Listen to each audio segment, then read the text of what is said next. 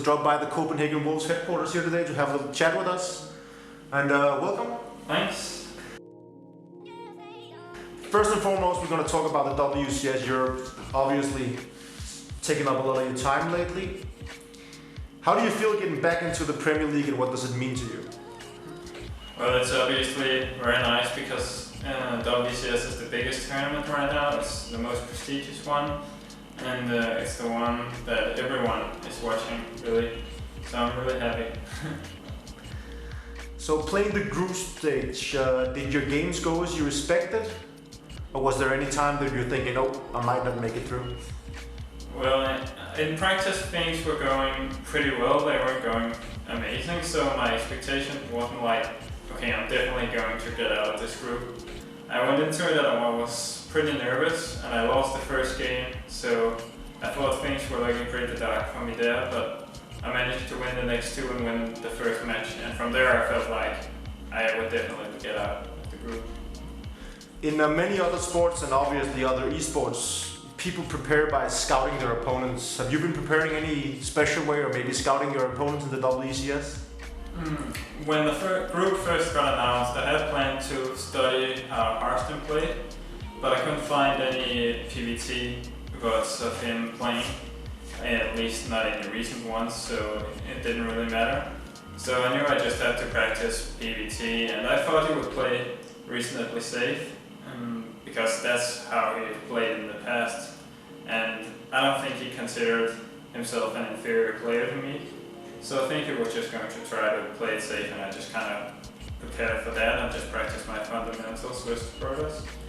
And I knew, I was pretty sure Dr. would beat Press, because obviously he's a really good player. Press is too, but Finale he has been in Koreas once in Korea, and he's just really good. So I had planned to watch the match of him versus Press and kind of learn how he played. Yeah, that's kind of it. Okay. So far at the WCS, you've only lost matches to Koreans, 4GG and MMA respectively. What do you think of the format being WCS Europe and there's actually Koreans participating? At first I thought it was a bit weird, but I think it's okay for Europe. I feel really bad for the Americans because there's so many Koreans. It's really hard as an up-and-coming player in America to kind of get a breakout when the average skill is so high in that tournament. For Europe, I think it's okay because we don't have as many Koreans here, and if they choose to play online, we have the advantage because they have a very high ping to Europe. I just think I got really unfortunate, like there wasn't that many Koreans in the tournament and I always had to end up playing against them. Also in the Premier League last season I had to play 4GG twice in my group, who at the time had like something over 90% win rate in TVT, which is just like unheard of, and TVT was my worst at that time. So I just think I got really unfortunate that I got MMA in the bracket of Challenger League this season. But I think it's okay. It's interesting to play versus Koreans, and also they play in the ladder when they have to play WCS Europe. So you kind of get the meta game from Korea influencing the one from Europe a bit. So that's really interesting. So I don't really mind it. I just got unlucky. Okay. What are your expectations for the next season? Is there any special player that you would like to meet, or maybe someone that you wouldn't like to meet? Well, I'd like to avoid some of the really good Terran players we have in Europe, like Luciferan and Happy and Daichi, and also the Korean Terrans as well. Those are the ones I'm most afraid of, I think. As for players I'd like to meet, I think maybe Baby Knife, because a lot of people consider him the best in Denmark, and I believe I can beat him, so that would be a cool matchup. And I want to go to the offline event this time. I was really not satisfied with being knocked out in the round of 32 last time. So I hope I'll at least be able to do that. When they started the WCS, one of their main goals was making storylines and introducing new talents. Many people have talked about you as one of those new talents. Do you think that it is working out? I mean, do you feel that you made a splash onto the stage? Yeah, for Europe, I think it was handled really well. ESL did a good job, and they made like 4 qualifiers for Premier, and they made a lot of qualifiers for Challenger League as well. So there was a lot of opportunity for new players to kind of make a name for themselves and qualify. But for America, I think it was handled really poorly. Of course, they had a lot of Koreans, so it's hard for an up-and-coming player to win. But I believe they only had like 1 qualifier, which is just kind of unheard of, I think, for such a big tournament where it is like the emphasis is on new players getting some exposure. So I think that was really bad. I just think WCS America was much worse than the Europe run in general. It's been a while since you've played outside of Denmark, and now you're going to DreamHack. How does it affect your mindset that you haven't played an international tournament in a while? Yeah. Well, it's a chance to prove myself, I think. So it's very important. And since it's in Sweden, it's very close to Denmark, so I won't have to deal with any jet lag or anything like that. So I think I should be able to play at my normal level, and I'm just really looking forward to going with my teammates and playing in the tournament. So playing an international tournament, have you been preparing in any special way for international opponents compared to the normal Danish event? The Danish events are always pretty unique because I've played so much with every Danish player and I know their styles, but for DreamHack, especially like this kind of open format where there's so many group stages, I think you just need to have a really solid fundamental level of skill to be able to go far, because you have to play so many different opponents and so many matches. So I think there's no way to specifically prepare for the tournament, you just have to practice a lot and get your skill level up. Going into DreamHack, you have to play in a fairly unique format. A lot of games in DreamHack is in the group stages. The standard style is a large single or double elimination bracket. Which one do you prefer? I kind of like the group play because I'm not really into preparing for players and trying to mitigate each other and try to predict which strategies they like. I just like it when I can play my normal style and just feel that if I play well enough, I'll win. So I kind of like the format with a lot of groups. How do you think you're going to do at DreamHack? Well, it's hard to predict. There's so many good players going. I think, yeah, on a good day I could go pretty far, but if I get like a bad group and yeah, I would say I'm a player who has a really high skill ceiling on a good day, but I can also play really bad some days, and I'm not really sure what triggers it. But I'm not sure how far I will go. I think I have the potential to go far if the circumstances are right. Going to DreamHack, you'll be going alongside some of your teammates. How do you think they will do? Well, that's kind of hard to say. It depends a lot on the groups they get. I don't think, honestly, there's a lot of them that will get very far, but I could see some of them pulling some upsets against good players.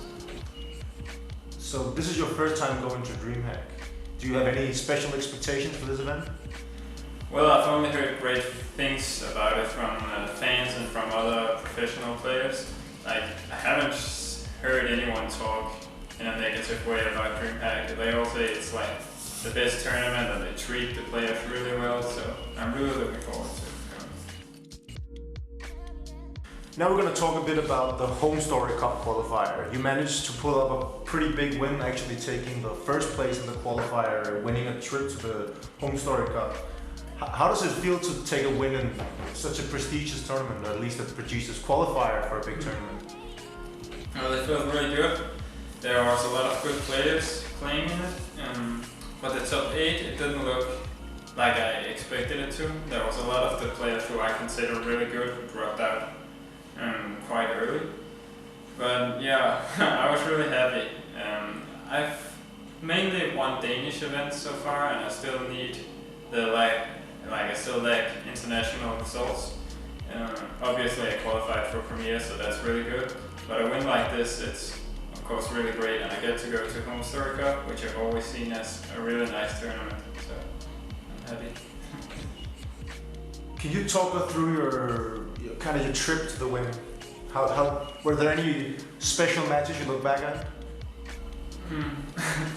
Well, I don't mean to be arrogant or anything, but I think my matches were pretty easy. Like, except for the finals, I lost. Yeah, I lost one game in the final, but I didn't lose any other games throughout the qualifiers. So I think I was having a really good day, and I think I played really good. I don't think the matches were that hard. In the quarterfinals, you faced your fellow countryman Terminator. Was that a surprise for you? Well, he's a really good friend of mine, and considering how his bracket looked, I'm really surprised he managed to beat those players. I've always had a lot of faith in him, but he doesn't seem to believe that much in himself, and that usually results in him just dropping out kind of earlier than I expected him to. So my expectations for him has kind of dropped, but I know he has the potential to be a very good player. And I think that day he just kind of turned it on. I mean, I could feel it when I played him. His level was above what he normally plays. Yeah, so I'm really proud of him, and I'm happy he got that. It's unfortunate that we had to be in the same side of the bracket. So going into Home Story Cup, what's your personal goal for the tournament? I haven't really thought of any personal goal. I'm just look forward to it because it seems like such a cozy environment for the players, and you get to commentate games, and so it seems really fun. Obviously I want to do well, but it's hard to say what my expectations are when they haven't even released the list of invited players going to Home Story Cups. I'm not really sure about the field of players, so it's hard to say what to expect in terms of how far I'll come. So you've been playing StarCraft 2 full time for quite a while now. What does a typical day for Bunny look like? Well, I don't really have a very tight schedule. I usually wake up at around 11 p.m., which is a really nice time because that's usually when GSL starts. So I can just eat breakfast and watch GSL. And then usually I practice until I have to eat dinner, and then I practice more after that. And then maybe I'll just watch some shows or something before I go to bed. Obviously there's exceptions. As I said, my schedule isn't that tight, so some days I almost don't play at all, and other days I play constantly. So it's hard to say what a typical day for me is like. I mean, qualifying for Home Story Cup and now going to DreamHack and obviously qualifying for the WCS. You've made a big improvement over the last couple of months. What are your goals for the rest of 2013? And maybe even do you have some goals for 2014? I think 2014 is too far in the future for me to say what I will be doing. But 2013, I think I still haven't achieved the results that I'm capable of. My skill level was really, really high some time ago, and it still is, I feel, compared to everyone else. So I feel if I can play my best, I can bring home some really good results. I hope to get some really good international results in 2013. Okay. So obviously we're going to see you live at DreamHack. Is there any other offline events you plan to attend? Yeah, well, the other DreamHack tournaments this year, and of course Home Story Cup. Else I don't really know. ESET Masters, I think. Else I can't really think of anything. Okay. Is there anything you would like to say to finish this off? Maybe thank somebody or give a shout out to a friend? Well, yeah, shout out to all the other Danish players. We have a conversation on Skype and we talk a lot, and it's really motivating to practice that we have this kind of community going on. And yeah, thank you to the sponsors, Adidas, Komplett and SteelSeries, and thanks to all the fans who watched this interview. And see you.